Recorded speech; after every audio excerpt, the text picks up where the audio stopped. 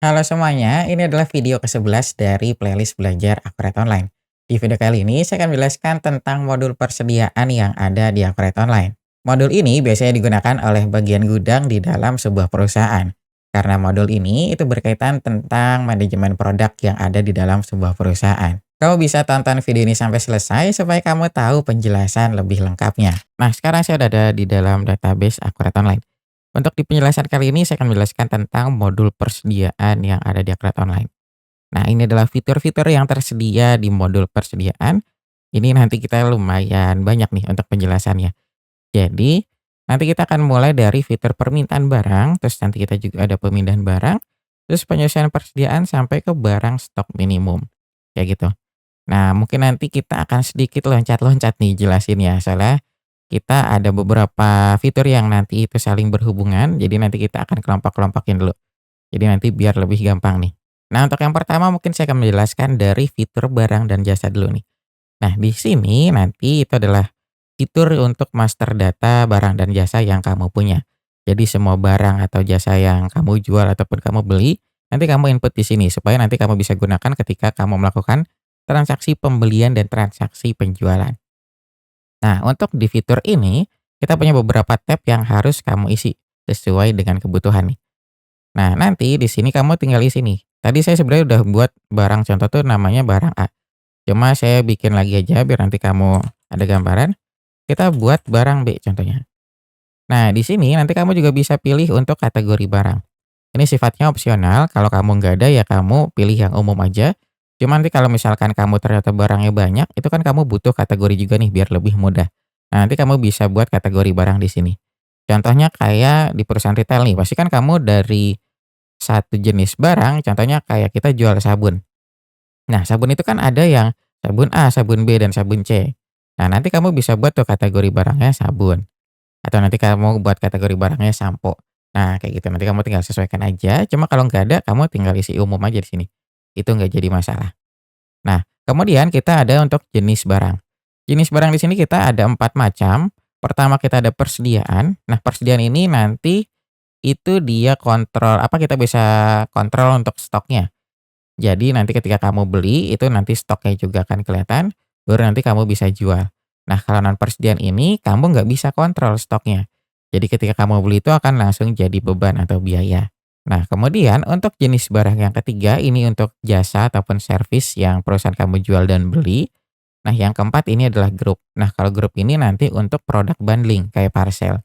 Jadi kamu jual parcel A, nah itu nanti isinya ada apa aja di dalamnya. Ada barang A, barang B, barang C, barang D, nah kayak gitu. Itu untuk fitur atau jenis barang grup, maaf. Nah, ini adalah keempat jenis barang yang ada di Akuret Online. Nanti kamu tinggal sesuaikan aja, cuma untuk penjelasan kali ini saya akan menggunakan untuk jenis barang itu yang A, yang persediaan, maaf. Nah, kode barang di sini, ini nanti kamu bisa isi otomatis atau kamu bisa isi manual.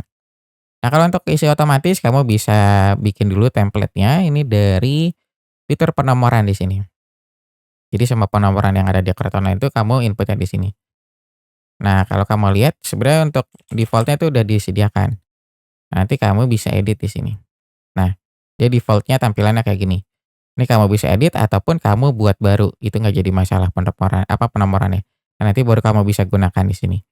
Nah, terus kita ada masukin untuk UPC atau barcode-nya, nanti kamu bisa pakai barcode scanner, nanti kamu tinggal input nih barcode-nya di sini. Kemudian satuan, satuan ini nanti kita juga udah bisa multi satuan. Nanti kamu juga bisa ngasih harga per satuannya juga. Nanti contohnya kita ada data spesies, kita ada lusin. Satu lusin itu berapa pieces? 12 pieces contohnya. Nah, kemudian ini nanti akan nyambungnya itu ke sini, ke tab penjualan dan pembelian. Nah, nanti kamu bisa pilih nih, harga jual satuannya itu per pieces yang berapa, terus kalau per lusin itu berapa. Nanti kamu bisa masukin di sini. Nah, ini kita ada yang kelewat tadi untuk informasi lainnya. Ini kita punya nomor seri atau produksi. Nanti kamu bisa masukin nomor unik atau kamu bisa masukin juga nomor produksi. Nah, bedanya apa? Nomor produksi itu biasanya kayak untuk penomoran ketika perusahaan supplier atau pabrik dia melakukan produksi. Jadi, nomor di sini nanti itu bisa sama. Soalnya kan kita ngitungnya itu per produksi ya, di pabrik tersebut. Jadi misalkan dia ngeluarin nomor produksi 001. Nah, dalam produksi 001 itu dia menghasilkan 100 item atau 100 barang. Nah, otomatis dia akan sama nih nomor produksinya. Nah, kalau nomor unik ini, satu barang itu hanya punya satu nomor. Contohnya kayak nomor IMEI handphone. Itu kan dia satu nomor itu hanya untuk satu item. Kayak gitu. Nah, itu paling untuk gambaran singkat atau penjelasan singkat tentang perbedaan nomor unik dan nomor produksi. Nah, di sini juga kamu bisa pakai tanggal kadaluarsa. Kayak gini, jadi nanti bisa lebih lengkap lagi nih kalau perusahaan kamu ternyata kayak apotik ataupun kayak retail itu kan perlu banget untuk tanggal kadaluarsa ya. Nanti kamu bisa kontrol tanggal kadaluarsanya di Akuret Online. Cuma ini kita nggak pakai aja dulu, kita off ini aja. Nah, kita masuk ke tab yang penjualan dan pembelian. Nah, ini kan tadi kita udah jelasin ya. Nah, terus kita juga di sini bisa masukin harga ataupun diskon grosir. Nah, kalau kamu aktifin di sini, kamu nanti pilihannya itu pas di sini. Kamu ada penyesuaian harga atau diskon. Jadi nanti ini nanti kita simpan dulu aja ya, baru kita coba di sini. Nanti biar nggak lengkap-lengkap. Ini kita lanjut lagi. Nah, di sini nanti sebelah kanan kamu ada informasi pembelian. Ini juga sifatnya itu opsional. Kamu nggak harus atau kamu nggak wajib untuk ngisi semua di sini. Jadi kalau misalkan kamu ada pemasok utama itu siapa, terus nanti ada satuan beli, harga beli, dan batas minimum stok. Nah, batas minimum stok ini kita mau isi soalnya nanti kita ada fitur untuk ngelihat nih, stok apa aja yang harus kita pesan. Ini kita isi 10 contohnya. Nah, ini untuk stok awalnya. Jadi kalau untuk masuk ke Akurat Online itu kan kamu bisa masukin saldo akhir nih di pembukaan sebelumnya, sebagai saldo awal di Akurat Online. Nah, kalau kamu punya saldo awal, kamu tinggal masukin aja di sini. Itu saldo awalnya berapa, terus nanti kamu input. Baru nanti di sini ada akun perkiraan. Nah, ini adalah akun-akun yang terkait untuk transaksi dari item tersebut. Nanti kamu tinggal sesuaikan aja. Kemudian kalau ada gambar, kamu bisa masukin gambar di sini. Kemudian ini ada tab lain-lain yang terakhir. Ini untuk catatan dan dimensi. Nanti kamu tinggal sesuaikan. Nah, untuk fitur ini sebenarnya kamu nggak harus input satu per satu. Kalau kamu di pembukaan sebelumnya punya 1.000 barang itu kan susah banget ya kalau kamu inputnya satu-satu. Nah, kita juga punya fitur untuk untuk import, maaf, untuk import dari Excel. Jadi nanti kita sediain template untuk importnya. Nah, nanti kamu tinggal pindah ini data-data yang dari pembukaan kamu sebelumnya ke template tersebut. Baru nanti kamu import ke dalam Akurat Online. Sebentar nih saya simpan dulu. Nah, ini nanti kamu importnya ada di sini. Kamu pas masuk barang dan jasa, kamu klik icon yang warna hijau di sini. Kamu tinggal klik import. Nanti import dari Excel. Nah, untuk video import master data sebenarnya saya udah buat videonya sebelumnya, nanti saya taruh linknya ada di atas. Jadi kamu bisa belajar juga untuk import master data. Nah, nanti kalau kamu udah punya filenya dan kamu udah isi semuanya, kamu tinggal upload aja sini baru diimport ke dalam Akurat Online. Nah, ini kita lanjut lagi. Nah, ini kan tadi sebentar saya tadi lupa deh ini pakai harga grosir atau enggak. Oh, udah pakai harga grosir, ini kita close. Nah, nanti dia kalau harga grosir itu ada di sini. Kita pakai member aja. Oh, maaf. Nah, kita pakai barang B. Nah, kayak gini. Jadi nanti ada kuantitasnya di sini. Jadi kamu bisa pilih nih, ketika barang tersebut dijual itu harganya berapa untuk normalnya. Contoh, ini sebentar saya isi dulu.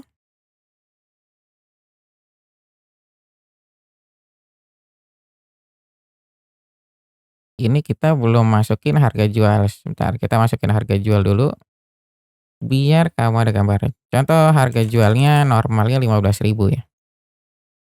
Kita simpan.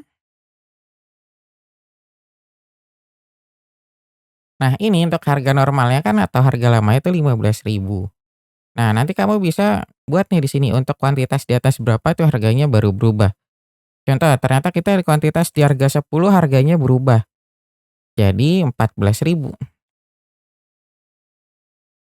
Nah, nanti kamu bisa masukin di sini. Kamu tinggal klik lanjut dan di sini kamu juga bisa masukin beberapa harga. Ini kan tadi kita di atas 10 ya. Nah, kalau kamu mau di atas 20 beda harganya lagi, ya kamu tinggal input lagi aja di sini. Contoh kita mau di atas 20 tuh harganya 13.000. Nah, kayak gini ini juga nggak jadi masalah sebenarnya. Atau kamu mau nambahin lagi, nah itu nggak jadi masalah. Itu nanti kamu tinggal sesuaikan aja. Nah, ini contohnya kita simpan. Nah, kayak gitu. Jadi nanti kamu bisa buat harga grosir juga di sini. Nah, sekarang kita lanjut lagi. Ini kan tadi kita udah di fitur barang dan jasa ya. Nah, kemudian kita loncat ke satuan barang dan kategori barang. Ini sebenarnya hanya untuk master data aja.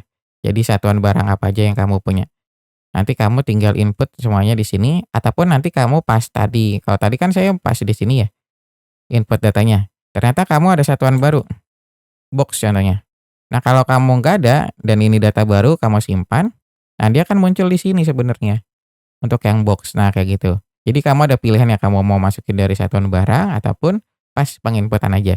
Cuma biasanya sih saya nyaranin itu pas penginputan aja deh biar apa biar lebih gampang. Nah, ini juga yang kategori barang juga sama. Kategori barang juga kan dia pas input di sini kan udah ada nih. Nah, kayak gini kategori barangnya. Nah, nanti kalau kamu mau dari sini juga nggak jadi masalah. Kayak gitu, nanti kamu tinggal sesuaikan aja dengan kebutuhan. Nah, kemudian kita masuk ke fitur gudang. Nah, enaknya di Akurata Online itu kita udah multi gudang dan ini fiturnya itu gratis. Jadi kamu nggak perlu biaya tambahan. Jadi kamu bisa buat banyak gudang di sini. Nah, kurangnya di Akurata Online itu kita belum bisa menentukan lokasi presisinya. Contoh kayak sub gudang, maksudnya kayak gitu biasanya disebutnya. Supaya kamu biar ada gambaran lebih jelas nih. Nah, bahasanya itu biasanya sub gudang. Nah, di Akurata Online itu kita belum ada nih untuk sub gudang. Jadi kamu cuma bisa masukin nama gudangnya aja, contoh gudang Bekasi. Nah, kamu nggak ada pilihan ini. Di Bekasi itu ada sub gudangnya apa aja. Nah, biasanya sub gudang itu kayak rak. Jadi di gudang Bekasi itu, nah, saya naruh nih barang A, ternyata dia adanya tuh di rak A di lantai 1 atau di rak B di lantai 2. Nah, kayak gitu. Nah, itu kita yang belum bisa. Jadi kita masih secara garis besar aja kayak gudang utamanya aja kayak gitu. Jadi kita belum ada untuk sub gudangnya. Nah, ini nanti berkaitannya itu ketika kamu melakukan transaksi. Contohnya pas kamu mau pembelian nih. Contoh kita mau pembelian. Nah, sebentar saya isi dulu pemasoknya. Nah, di sini nanti kamu bisa pilih nih. Ketika kamu pembelian, barang tersebut akan kamu masukin ke mana. Kamu mau ke gudang Bekasi ataupun ke gudang utama. Nah, hasilnya ketika kamu input di sini, dia akan ada tambahan lagi. Ini kan kita fitur multi gudang ya. Ketika kamu punya multi gudang, kamu bisa lihat untuk barang per gudangnya. Nah, dia akan munculnya di sini. Nah, kayak gini. Jadi, oh ternyata barang A itu adanya ada di gudang utama. Atau kita mau lihat gudang, nah ini kosong stoknya. Nah, yang utama, nah kelihatan. Oh, di gudang utama ternyata ada barang A dan barang tes. Dan ini juga nanti kamu punya laporannya juga, kuantitas barang per gudang. Sebentar, kita lihat. Nah, kamu mau munculin gudang apa aja? Kalau kamu mau punya banyak, ya nanti bisa ditambahkan sini. Cuma karena kita punya dua, ini munculnya cuma dua aja. Nah, kelihatan. Nah, ternyata cuma kita punya stok cuma ada di gudang utama aja nih, ada barang A dan barang tes. Nah, kalau kita ada di gudang Bekasi ya nanti akan muncul di sini di sebelahnya. Nanti kita akan lihat juga. Soalnya kan kita belum ada nih stoknya di gudang Bekasi ya. Nanti kita akan coba pindahin barangnya biar kamu kelihatan. Ya, apa sekalian kita juga belajar untuk penginputan pemindahan barang. Nih, start saya close-closein dulu. Nah, sekarang kita lanjut lagi. Tadi kan kita udah fitur gudang dan fitur barang per gudang. Nah, kita contoh langsung ke pemindahan barang di sini. Nah, pemindahan barang di sini nanti kita untuk pindah stok nih antar gudang. Cuma untuk stepnya kita ada 2 langkah. Jadi kita nggak bisa nih langsung, "Oke, saya mau mindahin nih dari gudang A dan gudang B." Nah, itu kita nggak bisa langsung kayak gitu. Jadi nanti kita harus ada 2 step. Jadi pertama kita kirim barang dan kedua nanti kita terima barang. Nah, nanti kamu pas kirim barang ditanya nih, "Kamu mau kirim barangnya itu dari gudang apa?" Contoh kita mau mindahin dari gudang utama ke gudang Bekasi. Barangnya apa nih? Kita mau mindahin barang A. Nah, stok di gudangnya ini ada 10. Kita mau pindahin 3 aja.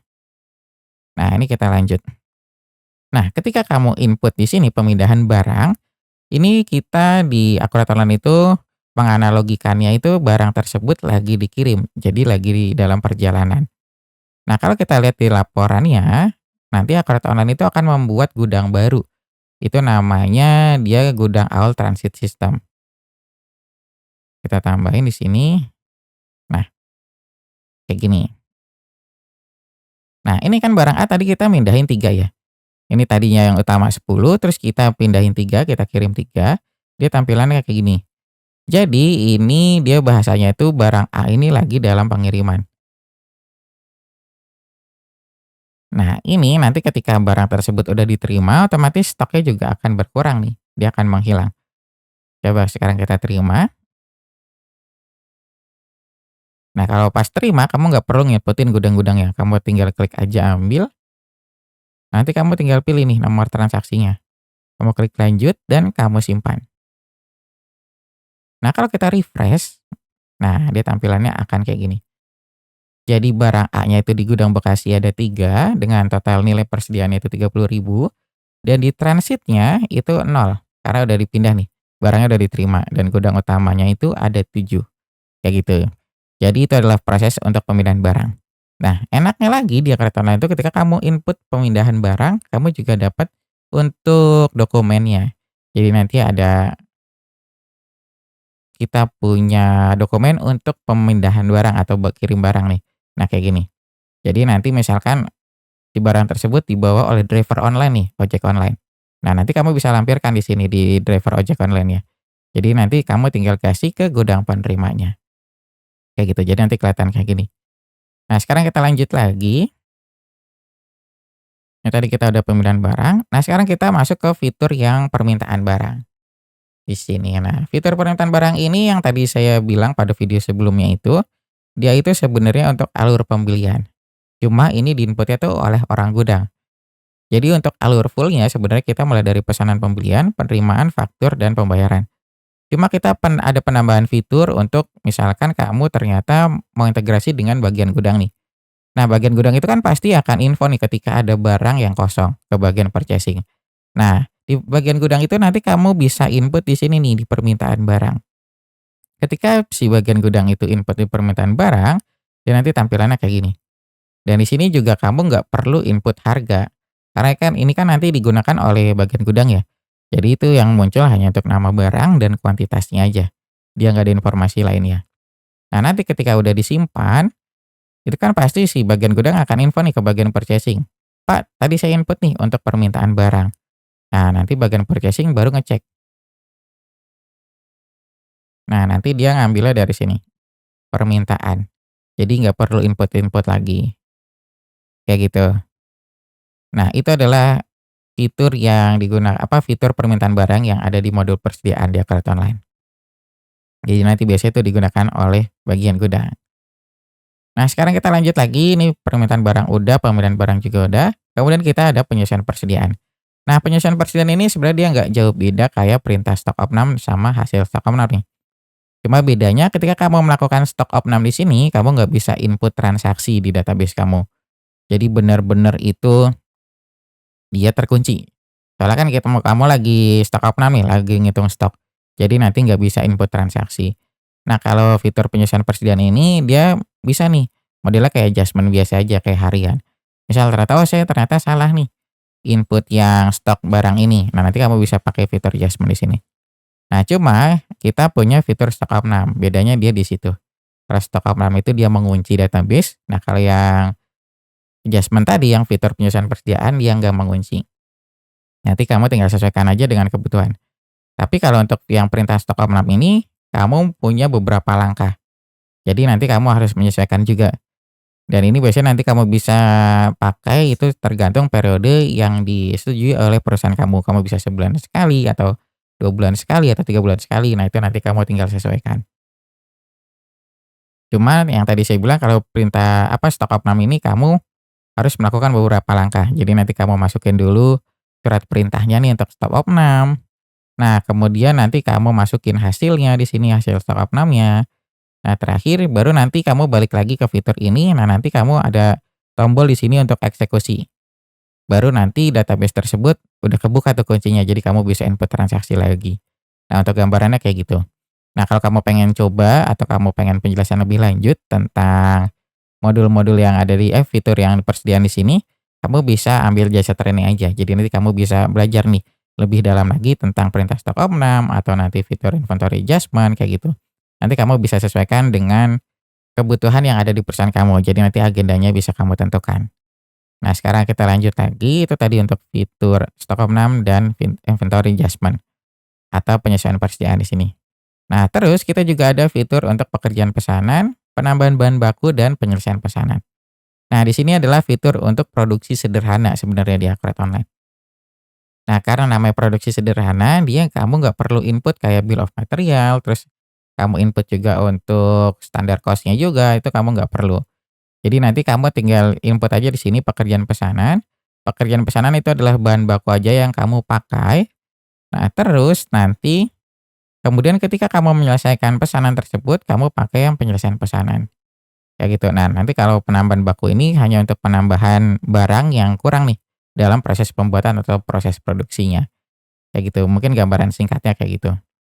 Nah, dia sangat berbeda untuk fitur dengan fitur manufaktur yang ada di Akurat Online. Kalau ya modul manufaktur itu kan dia yang benar-benar produksi yang komplit, yang lengkap. Kalau di sini itu dia hanya sederhana aja. Jadi nanti kamu tinggal masukin bahan baku, terus kamu tinggal input barang jadinya itu apa aja.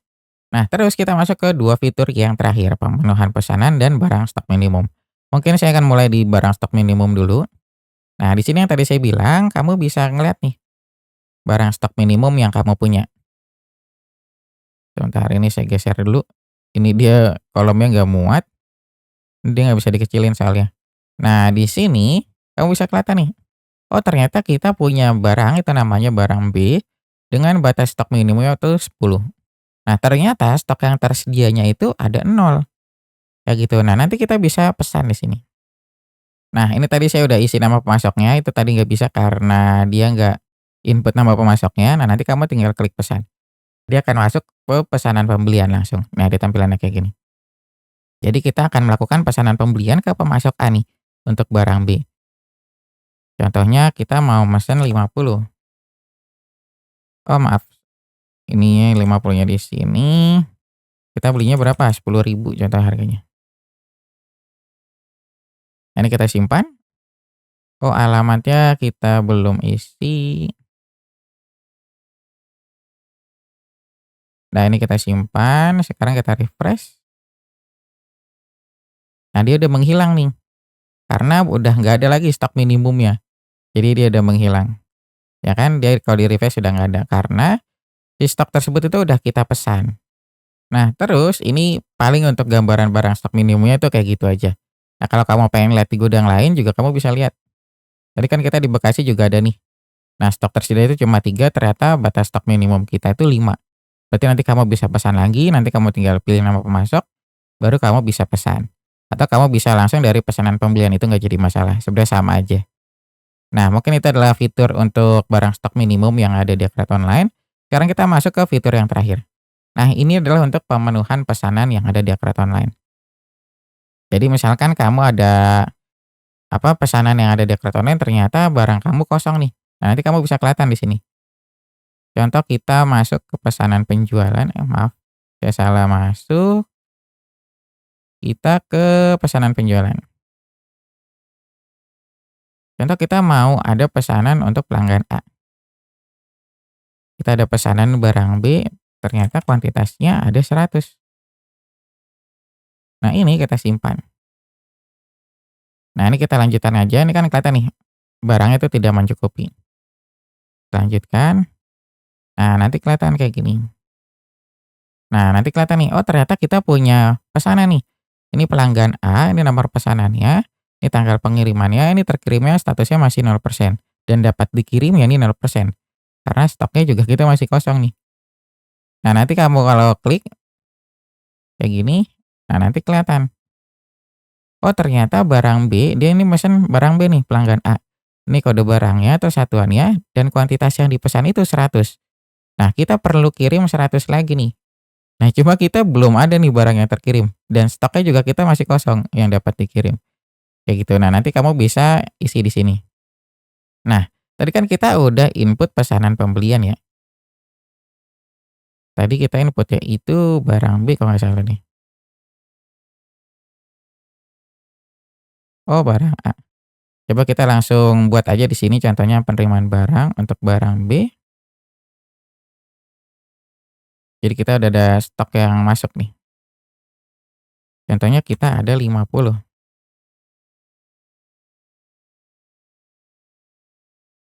Nah, tadi di pemenuhan pesanan kita refresh, nah kelihatan. Oh, ternyata ada stok nih yang dapat kita kirim sebanyak 50%. Kalau kita lihat rinciannya, nah nanti kelihatan. Oh, ternyata benar nih, kita dari kuantitas 100 ini, kita ada stoknya 50 ternyata, dan kita perlu ngirim nih 100, karena kita belum ada yang dikirim. Coba kita buat pengiriman, kita klik kirim. Nah, langsung kelihatan, oh ternyata kita mau ngirim 50, coba kita ganti. Kita ganti 30 dulu. Kita simpan. Nah, nanti biar kamu ngelihat perubahannya. Nah, kayak gini. Jadi stok yang dapat dikirimnya dia berkurang dan persentase untuk terkirimnya dia akan bertambah. Kalau kita lihat rinciannya dia akan berubah kayak gini. Jadi kita barang B, kuantitas pesanan itu 100 dan kita masih perlu kirim 70 karena kita tadi udah mengirim 30. Sedangkan stok yang ada di gudang yang dapat dikirim itu hanya ada 20 pieces. Kayak gitu. Nah, mungkin itu untuk penjelasan untuk fitur pemenuhan pesanan. Jadi nanti kamu bisa kontrol nih semua stoknya. Nah, itu adalah penjelasan modul persediaan yang ada di Akret Online. Mungkin itu aja yang bisa saya jelaskan untuk modul persediaan. Nah, untuk modul selanjutnya mungkin akan saya jelasin untuk modul laporan. Ini kita nggak terlalu panjang karena kita cuma ngeliat laporan apa aja yang ada di Akret Online. Atau nanti mungkin saya nggak buat juga nih, karena dia sedikit banget soalnya untuk modul laporan di sini. Hanya untuk laporan aja. Nah, untuk modul aset tetap di sini saya nggak bisa jelasin, soalnya ini butuh skill yang khusus dalam bidang akuntansi.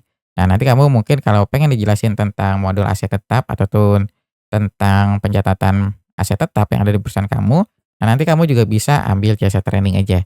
Jadi nanti kamu biar lebih jelas dan lebih lengkap untuk penjelasannya. Nah, mungkin sampai sini aja penjelasan yang bisa saya berikan tentang modul persediaan yang ada di Akret Online. Jika kamu ada pertanyaan lainnya, kamu bisa langsung tulis aja di kolom komentar. Terima kasih sudah menonton video ini sampai selesai. Sampai jumpa di video selanjutnya.